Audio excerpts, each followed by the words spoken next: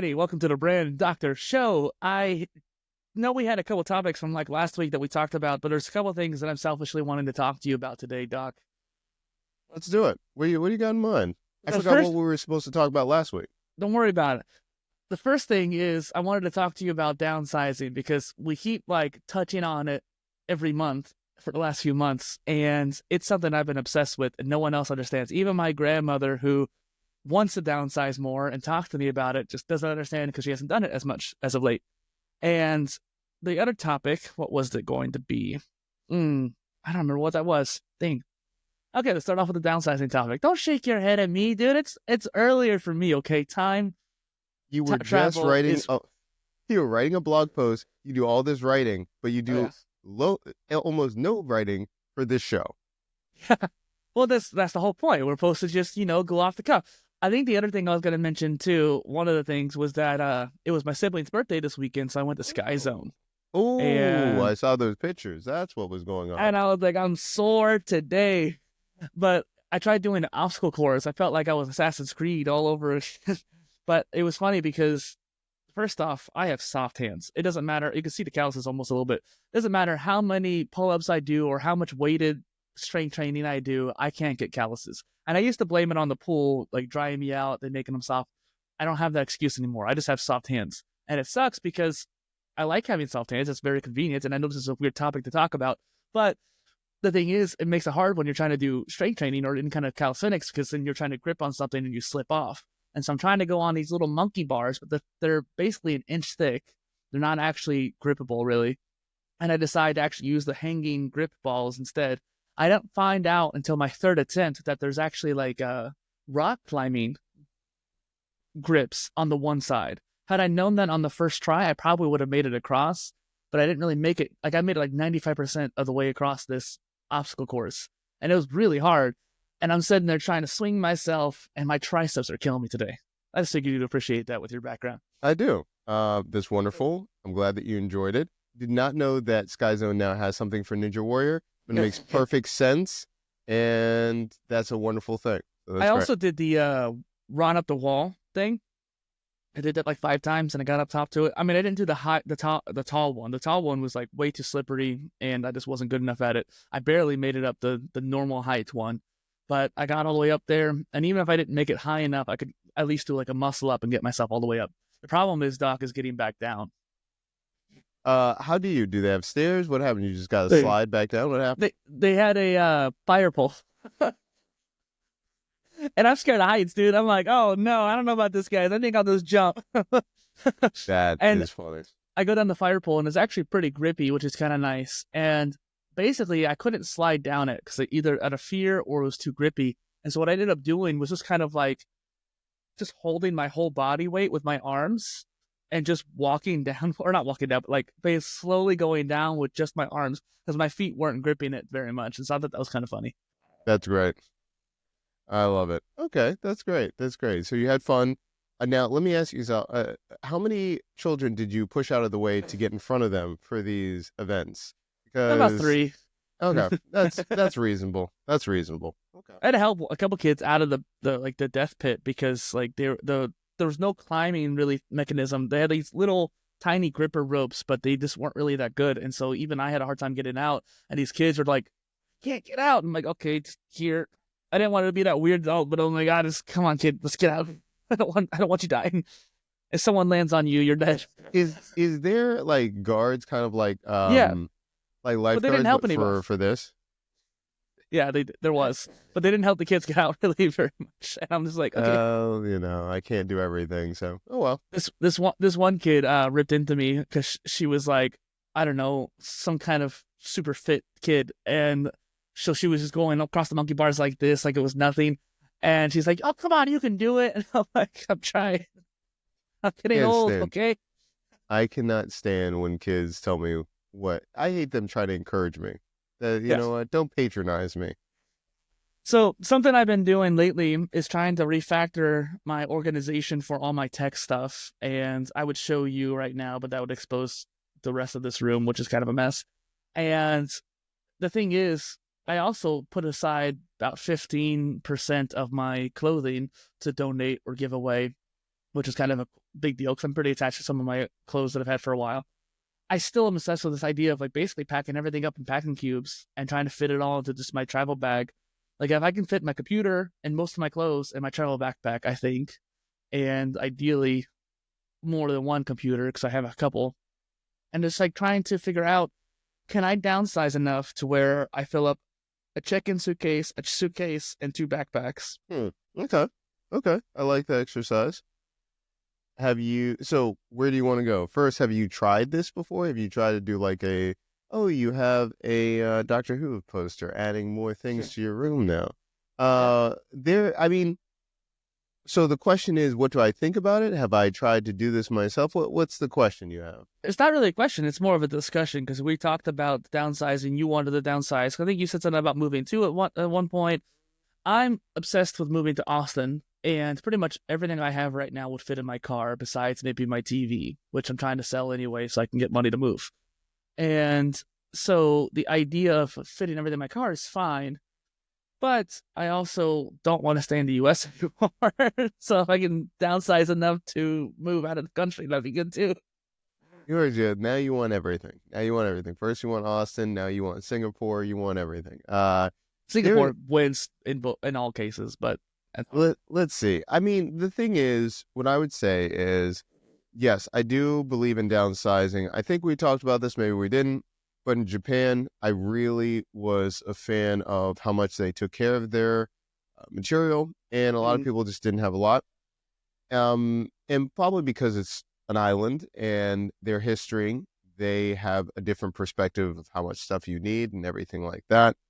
And so there was a store that showed you how to take care of your clothing and basically looking at essentials.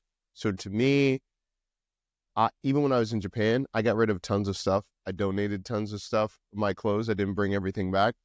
And also, too, I've lived by this for years pretty much, but if I feel like there's a room that is really packed, I will put them all in boxes. I will put them in the attic or something like that. If I don't touch them for a year, I automatically have them to Goodwill because they're already packed up. If I can't remember what's in the box and it's been a year, I have not looked for that box. I do not know it. I just give it away. The other thing is my wife gets a little upset with this, but I do extreme cleaning in my rooms. Like in my offices, because she has her own office, I have mine. I will just take the heavy duty construction bags. And if I don't have any strong emotional attachments to what's around it, I will automatically throw it away. I do this probably twice a year. And is that why your shelf is empty? pretty much. Like this one, I have a couple things here to showcase.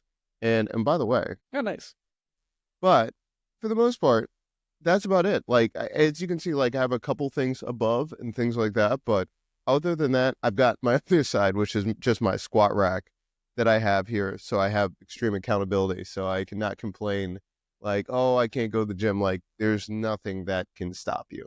So, but that's about it. And now I'm switching out my desk, but minimal. I tried to do that. But I also think that's great for creators because that helps you. If your room is less cluttered, I feel like I can create a lot easier. And especially where I sit, I keep it uncluttered because I can knock out videos and batch them very quickly. Yeah. If I have the time or if I just feel motivated, if it was dirty or I'm like, oh, I'm worried about what this is going to be in the background and all these things, it's a lot harder. So I think it's twofold why I like it. I definitely agree. Keeping your space clean enough to actually just be able to go ahead and record. I actually am stressing out about like this little mini PC. They sent it to me like a month ago, same with the eGPU, and I need to make content around it like ASAP. And I've been partially procrastinating just because I've been doing other stuff, but also because I just like got to figure out how to make a proper review. But at the very least, now when I am ready, my setup is all ready to go for the most part. I do have to like change out the computer situation, and now that I don't have a secondary monitor because I got too minimalist, it might make it harder to test a secondary computer without like switching screens and whatnot. I digress. One thing I also heard about too in the past is like separating your like living space, like your bedroom from your office space. So like having your bed in the same room as your computer or something like that, or having just a dedicated space for it, like you're saying. Yeah. And I'm gonna look for this video. My wife is always like joking. She's like, "You go through this every year where you're just gonna switch over to a tiny home." Like this Yep, is, I love tiny she just homes. always talks about it. But I like to see a couple things. I like to see like the efficiency of tiny homes. How can I do this? And we when I travel, I go to Airbnbs quite a bit. So I'm always looking at, to me, if I'm in an apartment in an Airbnb, I'm always looking at the minimalist way of how are they doing this, and then we'll bring it back home. Like there Mm. are very few. Like every time we go there, when I went to Austin when I was first at AppSumo, I got some inspiration. We changed the whole family room based off of that. We went to Paris for another event, changed it again. So those are a lot of things that I look for, just like really efficient homes because I want to be efficient and I have thoughts on if I'm going to be in a tiny home anymore, but I just sent you a link. But I'm always looking for like inspiration from tiny homes and stuff like that. Fair enough. And I mean, also in Japan, there's a lot of really cheap homes. So if you wanted to move there, you could find a pretty small, tidy home. Tidy, not tiny. But it's one of those things where I think that you would fit well into that. And I've been obsessed with tiny homes since I was a teenager. I've actually been really obsessed as of late, kind of transitioning from tiny homes to these like, I don't like the van conversions because they're too small, but the van conversions or even like the box truck conversions and Yeah. the stealth Yeah. builds in particular. So like it looks like you're Yes. like a work van or a work truck, and so you can just like park in a parking lot and no one will know the difference. You just keep a hazmat, not hazmat, but reflective vest on your dash so people just think it's a work truck, and you just like Yeah. sit there and make your eggs and whatnot. Funny. I love that. I love that. No, that's I yeah, I really like that. There are a couple different creators I follow. One, I don't know the style or what versions of the uh Tesla that they use, but they all live in their Tesla. And so Mm. looking at how they do it, I see some and mattresses and whatnot for them. yeah, it's pretty interesting. And like how they do the faucets and the power that they have because it's all electric. I think they're pretty interesting. And so I kind of just steal that kind of inspiration to think about how to pare down. But I There's some really cool honest, Chinese yeah, vehicles too, by the way. send them to me. Yeah. Is it similar, like all Yeah, to electric and like everything? yeah, they're all electric, or at the very least, they have like they're basically like little camper vans, and they'll have a generator at the very least. But I think some of them are electric depending on how new it is. But they'll have like a little rice cooker or teapot that it's all electric. They'll be sitting there playing video games in a snowstorm. It's just like, oh my gosh. I like that a lot. I like that a lot. No, I think things like that, I think it makes a lot of sense. And, I think also too, it helps you to, for me, it also helps me when I'm thinking about when I have to bring my equipment, when I'm doing interviews and things like that. I'm always trying to think about the most efficient way, the least amount of things that I need to carry. And yeah, no, good It's stuff. one reason why I like having a mini PC, because I have a little case over there and I have a keyboard. It's about this big. It's not great for typing, but it's usable, obviously. And it's Bluetooth, it's wireless. So the keyboard, the mouse that are wireless, the computer itself is tiny. And then you put something like a little tiny microphone, and you could also get like a camera, webcam, whatnot. Put it all in that little case, and you have a portable little setup. And one thing I wanted to talk to you about today, Doc, is this change that happened with Amazon. Because this is, I guess, sort of a news show in a way. We talk about a lot of new stuff that happens when it is meta. And Amazon is getting rid of the ability to download their books to devices. You're talking And about. this kind of goes into the minimalism idea, but also just having kind of control over your belongings. But basically, like, you can no longer download Kindle books after like tomorrow. What are you talking about? So it's on basically rentals? Well, it's always been rentals. It's just been long-term rentals. Like buying Steam games or buying Kindle books are essentially just extremely long-term rentals. That's all you're really doing. Yeah. But I still think you're buying your book. You should have access to your book. This is why GOG is famous in the gaming world, because it's DRM free, so you can download and do whatever the Yeah. hell you want with your games. But Amazon is preventing you from downloading now for your little device. And so I maybe if you're using a Kindle device, you can download.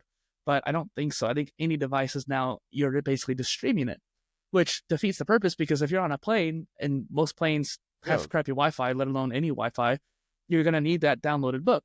So what I ended up doing, I was trying to find ways of downloading the books completely off of Amazon altogether. Keep it going. My camera's going to go off Yeah. for a second. Keep it going, though. And this idea of downloading the books to my computer and put it into my Obsidian vault, which would be kind of nice. But I wasn't able to. I went into to manage my content, and this is just me telling the audience here, like, this is really important, and this is basically has to do with your ability to control the stuff that you've paid for already.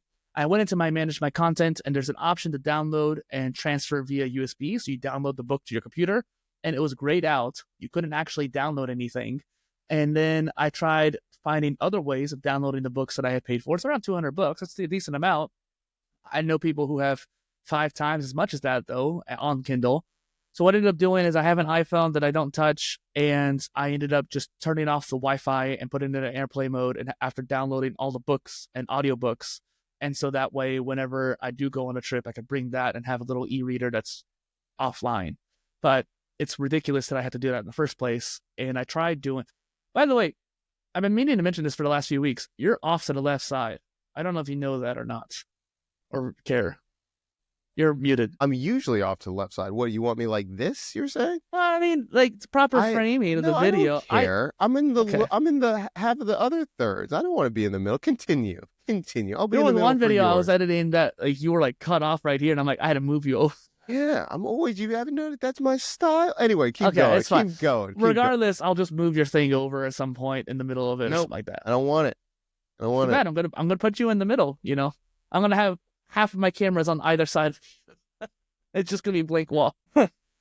So, but what I was saying is that I used a device that's gonna be perpetually offline now, and just downloaded all my stuff that way. It's kind of ridiculous. I did find about 5 or 6 websites where you could download books, and while the legality is kind of gray in that area, I already pay for these books since I feel supportive of the authors already. And if there's any books that I want going forward, I can just buy the author a coffee or something like that. Speaking of which, if you are a creator, you should have a Ko-Fi. That's it. That's the end of the sentence. Oh, I was gonna say or buy me a coffee, but no, Ko-Fi is better. But yeah, either one, both of them. Actually, just make both. To be honest, it's not that hard to make an account with them, and that way people can buy you a coffee. Doc, I don't know if you remember this, but back in like 2021, 2022, I bought you a coffee, which you're like one of the 2 people I've ever done that for. Oh, I appreciate that. Free, that. I think. One person had a burrito, buy me a burrito, but like. So let me look at this. I'm looking into this. So it says download your book. So you're telling me because of this, you can't do it in airplane mode? I don't understand this real quick. No, like you can't, like supposedly you can't download your books at all anymore. But I don't know how does if you're that looking. work? You're just streaming it like Netflix. I mean, granted, the books are super small, so theoretically you could just be like in the airport downloading the book on your phone. Not downloading, but like load the book on your phone, and hopefully it would load the entire book because it's only like 8 megabytes. But you just basically keep the app open while you're on the plane and be able to read, and it'll be in your RAM, but not on your storage. Very interesting. Okay. It's a weird change, but it's Amazon. But this is the thing. You never own your data, and that's one reason why as a content creator, you want to make your own website, for example, too. But a while back, Doc, I think I talked to you about this a little bit. I went on my wish list where I saved a lot of books that I wanted to read on Amazon. And while I have a couple hundred books that I've bought over the last 12 years or whatever, I had a couple hundred books that I wanted to read too. Maybe even more than that, to be honest. I don't know how many is on that list. But I was scrolling through it, and Doc, 2 or 3 of them were missing. And I have no idea what those books that were missing are. I still, to this day, I have no way of knowing. And because the product listings just went down, I don't know if the author got canceled or if like the page just got replaced or something like that. But now I have no idea what those books were. And so what I ended up doing, Doc, was there's a book search plugin on Obsidian that basically you just look up the name of the book or the IMEI number, and you can find the book that way, and it adds it to your vault. And so it adds like the thumbnail of the book, it adds the author, the link of the book, all these the whole bit of information. And basically I just went through all of my books on my shelf here and all the books on my Amazon and Google lists and just added them to Obsidian. So at the very least, I have the names of all the books that I want to read. And eventually I can also download the books to and have them that way. But it was kind of ridiculous, the fact that like you don't have control over that. There's plenty of times too where there was blog posts I wanted to read, and then the blogs would go down, or the blogs would completely revamp their website, the authors, and the old blog posts got deleted, even though it was a good post. And so I learned to start downloading the articles to Obsidian, and that way I have my own backup if I ever want to read it again or need to reference it. That's not bad.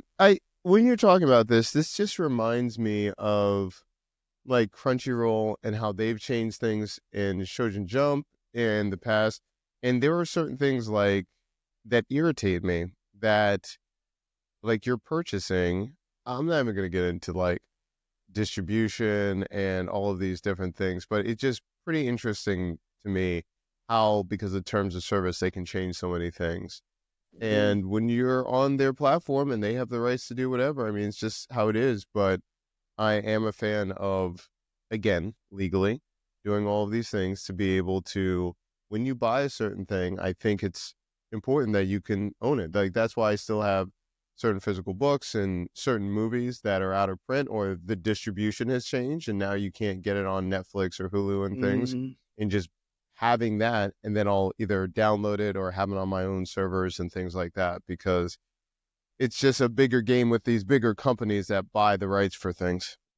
There's only 2 movies I ever bought that I thought were worth keeping around, especially since I rewatch them every other year or so, is the How to Train a Dragon trilogy and the Kung Fu Panda trilogy. But you still need to watch Kung Fu Panda, Doc. I will. You're going to watch one of them and cry. I'm telling you that now. I'm not surprised. Yeah. No, it brings me to a tear at one point, but that also could just be childhood trauma. But I love that series, and it's one of those things where I think I actually opened up that blog post too to the world. By the way, if anyone's watching this, on the PolyInnovator website, I have a mega post about Kung Fu Panda. It's really amazing. Tons of great videos that I shared on there, and tons of great topics that I wrote about on there. One of my Poly Pro posts that I just put out for free. So go check that out. Nice. So shameless little plug there. Where do you want to go, Doc? I already told you what I wanted. So you did that, but what was your second one? What was it? I think that was just wanting to tell you about the whole exercise thing. Let's see. Where do I want to go with this? So we've got to send notes before we do this thing. But no. We got to go off the cuff. No, because it can get fine. You don't want to go certain places when I have these ideas. I would say in general, I'm getting ready for the sponsorship games. So working on that and just being more efficient with, I think I'm now like I'm like 1/3 of the way done with the 12-week year. It's gone pretty well. I am working on a few things, including like sponsorships more. But, this kind of brings up the case of I've been working with a lot of people talking about YouTube channels, what to do, goals and everything. And we were talking about the benefits of small channels versus big channels, because you can be really targeted of your target audience, have a deeper connection. And we were just talking about sometimes like the total addressable market, like the TAM. Sometimes if you do that, you might get people in the door that you would never get because the TAM is so big, whatever. The problem is sometimes they're not your target audience and they don't react to your content the way that you would want to. And the reason I bring that up is we were talking about, and we've had this conversation, like what's important, more subscribers or more money, or a YouTube channel that allows you to have a lifestyle that you want. And I've just been thinking about that a lot in the last week, talking to different creators, talking to different teams. I talked to the AppSumo creators, things like that. And they just went over 100,000. And it's just very interesting of what do I want to do? What kind of content do I want to do? And keep going from there. So yeah, exploring that. And that's what we got. So I looked up our notes from last week, and there was actually one topic that we can touch on today if we have time, but there's one topic that I remembered from the beginning of this call that I forgot. and that's consolidating brands. And so that kind of goes into TAM a little bit, but also just kind of like your content ecosystem is an interesting beast. And for people like us who do many different things, and I especially try to separate it, I try to separate my different things too. The PolyTools being its own website, PolyInnovator Gaming being its own website. But this new theme on my website, PolyInnovator.space, really kind of is perfect for doing multiple pods in one place. The old theme I had was just limited. I tried doing drop-down menus to make it more complex in a way, and I tried organizing it to showcase all the different brands, but the way that this new theme is set up, it allows for the different tags to kind of feel isolated. And I went into each tag and added different colors. So if you look on the swimming tag, for example, all the little headers of each blog post is the same color as the tag. And so it has like this kind of wave of blue on the screen, allowing you to see like, oh, this is the swimming category. Or the PolyTools newsletter back in the day was on the PolyInnovator website. And so I have that purple on there. And it's really cool. And I really want to try to expand that idea. And it keeps making me think, I'm spending money hosting 2 different websites, and I have not been adding tools to my new website hardly at all. And I need to do that. It's something I need to do like this week probably, or something like that. But I'm wondering if, because of how nice it looks, it overcomplicated the process of adding tools to the site instead of just adding maybe a link and a icon or whatnot. Is there a way for me to consolidate my sites and just put PolyTools underneath PolyInnovator as a subdomain or something like that, and basically just embed the website within the frame of my main one, if that makes sense? And that's probably going to overcomplicate the PolyInnovator website and undersell the PolyTools website. So I don't want to do that per se, but I feel like I was very successful with the merging of PolyInnovator Gaming into the home site. I think that was a great move. I'm glad I did it. And I've been debating about doing at the PolyTools as well. Despite the fact that YouTube will stay different, and the podcast will stay different, the website could have its own home there. Yeah, have you done a heat map on this? Have you seen how people are engaging? I have not, I'm sorry. You always mention like that, and I always forget to do it. Okay, we're doing that this week. We're using Hotjar. I'm checking which one's free. I think that would take out a lot of the guesswork. Because sometimes, because you're on it so much, this is everybody. I think we have it's easy to overthink things versus, and you know how I feel about data, but this kind of shows you, okay, what happens with people? What are they thinking about? How do they interact with your content? So I just think about Hotjar when you're talking about it, and because they've changed the pricing, 20,000 visitors a month free, where they used to just charge you a ridiculous amount. So that might be something to consider. But on which side? Both? I would do both. I would use two different. I don't know if I have enough traffic to really have to worry about hitting that number, but no, I think that's the one thing too about Ghost. There's not enough analytics, and there is Ghost Board, which does cost like $10 to $15 a month, which is basically the same cost as my hosting itself. And I've also thought about moving hosting providers to Magic Pages, but Magic Pages, they did raise their price a little bit, and you can do a lifetime deal with them, which is nice, but it is expensive, and it would be the same amount as like a year and a third of what I'm paying at Ghost Pro, which is nice. So it would be like, I only have to pay it once, not having to pay it $300-something every year, for example. But I don't know. It's also Ghost with all my CMS scheduled hosting? posts. Yeah. So it's just doing Ghost anyway, but what is the difference? Price, really. The price is like half the cost as Ghost Pro. Ghost Pro is just really ungodly expensive for what you're getting, and I don't feel like it's really that worth it compared to like other hosting providers. There aren't that many options for Ghost hosting compared to like WordPress hosting. But Magic Pages offers a lifetime deal, and I talked to the founder of it. It's just one guy doing it, but he'll migrate my sites. I just don't know if that entails my scheduled posts too. I'm not sure if that would cancel those or not. Is Ghost open source? So I just wonder about hosting it myself, just using Google Cloud Platform instead. Interesting. I've seen somebody do that, I think, at one point, but I'm not sure about the traffic and whatnot. Yeah, and it depends if you want to go that route. It's just annoying when There's you go and do Picopods, which that. is probably the best option for price. Send me the link. I Um, have. again, thank you. So no, I mean, that's the main thing. I go back to.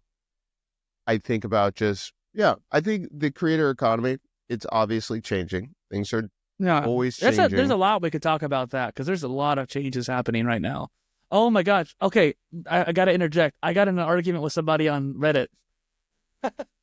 So What? about blogs. So it's funny. Wait, what happened to my mouse? Excuse me. Okay, well, that was weird. So basically, I went on the blogging subreddit, and this guy was saying like, "Oh yeah, if you want to hit the mainstream, you got to get onto Google, uh, growth or whatnot." He was just like talking up Google SEO and whatnot, which I don't know if you know anything about SEO right now, but it's basically dying between Yeah, YouTube and TikTok. People are going like most Gen Z search through TikTok at this point. Most adults search through ChatGPT and Perplexity and stuff like that. And so search is dying in the use case category. And if you go on Google, this is, and I'm just saying this for the audience's sake, not so much yours, Doc, because I think you know this already. But if you go on Google, the first, 5 inches is some crappy AI summary that generally doesn't answer your question fully. The next two links are ads. Then you get the first link, real link. Then you get another ad link. And then you get another, like, some kind of BS kind of thing going on, and then you finally get the last two real links before you have to go to the next page. agreed. So SEO is just not helpful at all. And it's funny because as a blogger, as I've been blogging more than I've done anything. I've been blogging for like 12 years now, off and on, and consistently for the last like 8. It's one of those things where it's like people don't realize that. Yeah, I mean, and the thing is, I agree with you. It's just different. And he It's was just calling different. me So a what squirrel. was? Oh yeah, Yeah, go he ahead, was go ahead. calling me like he was basically I called him out like, no dude, Google SEO is dying, like I don't know what you're talking about, like you obviously don't know what you're talking about, because he was trying to call out someone else. And so I was like, no, this is not okay, like you're wrong, and yet you're trying to make someone feel bad. That's dumb. And but I didn't even like call him any names or something like that, but then he basically his response was like, oh, it's obvious you have an IQ of a squirrel trying to find the right nuts or something like that. And I'm just like, dude, what are you talking about? Yeah, You that's have no idea what you're. I went on his profile and blocked him because it was just being dumb, but it was just stupid. Loved it. yeah. I do That remember is what the topic interesting. was from last week, by the way. I looked up our note. Oh yeah, what was it? Eccentric growth. So finding ways of like growth hacking and doing things.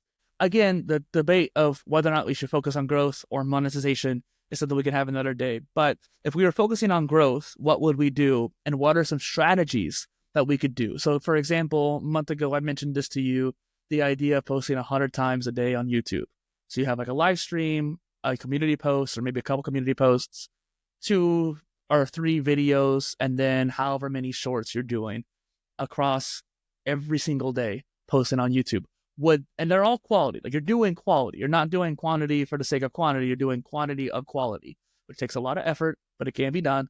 Like ideas like that for eccentric growth and trying to think outside the box. Because even if you don't do it, thinking outside the box will get us to the next level and trying to give us ideas to help our channels grow. Yeah. Let's see. So what would I do, you're asking? Yeah. So like, for example, I've been blogging. I guess it's kind of, I think my scheduled posts have now finally finished, but I've been basically blogging every day for the last month, despite the fact I have not been on my website every day. I had scheduled out so many posts ahead of time now. For example, I have one swimming post scheduled out until like the end of March every week. I have one Polymathy post scheduled out until like the end of April every week. I'm working on getting to the end of the year, but disregarding that, I wanted to do that because I have a lot to make, not so much that I wanted to be as consistent per se. And that was one reason. But point is, I've been blogging though, making at least one post every single day in addition to those newsletters, because I want my website to grow. I want more subscribers on my sites. I want more membership people on my site. And it does seem to be working, but it's one of those things where it's a lot of work. Not everybody has as many ideas as I do or knows how to take those ideas and actually implement them per se. And I just have an insane amount of time to do this. And so I'm doing it. But there's also the podcasts and channels and yeah, I social mean, media. this is what I would say. To me, I'm looking for, I didn't coin this actually. One of my friends, Edmund, did this. He always talks about like having a Scooby-Doo gang. And he talks about if you look at anyone like Sam Parr, which did The Hustle, if you look Mr. at what's Beast did going, something similar too early on. Like he had a whole group of like YouTubers that were yeah, all just like helping each other grow. I think basically I think that's the secret sauce to do unconventional, to cross post, do all these things. But definitely business in the style of if one person is doing blogs, one person is doing podcasts, one person is big on YouTube, one person is big on TikTok, being able to have a group that you can collaborate where you're on different mediums and then you can then pop off that way. The other one with newsletters. Now, that being the case, I think it's easier said than done because everyone, when you're growing, everyone's trajectory is different. Everyone's, growth is just a totally different timeline. So that can change. But if there is a certain goal and everyone's trying to hit the same goal, for example, if it's indie creators or indie builders or indie hackers, and they're all trying to hit a certain MMR, a monthly recurring revenue, now you're all staying on track. I think it's easier if it's a specific benchmark or KPI, key performance indicator, that you're going for versus just being like, oh, we'll all support each other and we're just going to blow up together. It's like if everyone has a similar KPI, everyone can share what's working in real time for them for that benchmark and then be able to iterate a lot quicker. That's how I would probably do it if I was trying to do something more unconventional. The other smaller ideas that come to mind are just things like Dan Coe did those 2-hour solo videos, for example, and he did it like once a day, once a week, or basically once a week, I think, for the longest time. And I forgot to tell you this, or maybe I told you on Twitter, but I basically took a list of all the videos that I thought were really interesting from a certain YouTuber and listed out what the links were, like the length of the video and how many views that video got, and just like sorted by views or sorted by length and try to triangulate what was the best kind of combination of both to see what I can get out of that. I can show that to you a little bit later. The other idea, what was it? Oh, crap. I don't want to waste people's time, but it was really cool. What was it? Was it blogging? You were mentioning different creators. I was trying to make sure I active listen. So I forgot what I was going to say. Speak for a second, Doc, please. Blah, blah, blah, blah, blah, blah, blah. I mean, when you're looking at these different things. Sorry. Yeah, that's why I did it. Thank you. The idea of cross-posting, though, within your own channel. So, that, for example, we're having this long-form video on the PolyTools channel, but some things you and I talk about with Polymath personal branding. And so you have someone who does many different things in one personal brand. How do you do that? How do you do it successfully? Like I was talking earlier about consolidating all my stuff into one site. Do I do that or try to keep it as separate pods? These are Polymath personal brand problems, right?